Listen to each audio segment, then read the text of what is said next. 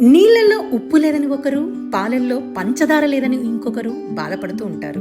ఇక్కడ విషయం ఏంటి అంటే ఇద్దరివి బాధలే. బాధలు అనేవి మనిషికి సహజం. అవును, బాధపడాలి. ఎంత బాధపడితే అంత షైన్ అవుతారు. ఎంత నష్టపోతే అంత లోతుగా ఆలోచిస్తాడు. ఎన్నో బాధలు పడితేనే ఇతరుల బాధలను అర్థం చేసుకుని తీర్చిదిద్దుతాడు. బాధలు లేకుండా మనిషి మానవత్వాన్ని గ్రహించలేడు. మనిషి తనకు తాను నిరూపించుకునేందుకు కాలం తనకి పరీక్షలు పెడుతూ ఉంటుంది. ఈ పరీక్షలు తాత్కాలికంగా తనకి కష్టం, నష్టం, బాధ అనిపించవచ్చు. కానీ వాటి నుంచి ఒక సంపూర్ణమైన మనిషి ఉద్భవిస్తాడు. సమాజంలో గొప్ప గొప్ప వ్యక్తులందరూ మొదట ఎన్నో కష్టాలు, నష్టాలు, బాధలు, అవమానాలు అనుభవించిన వారే.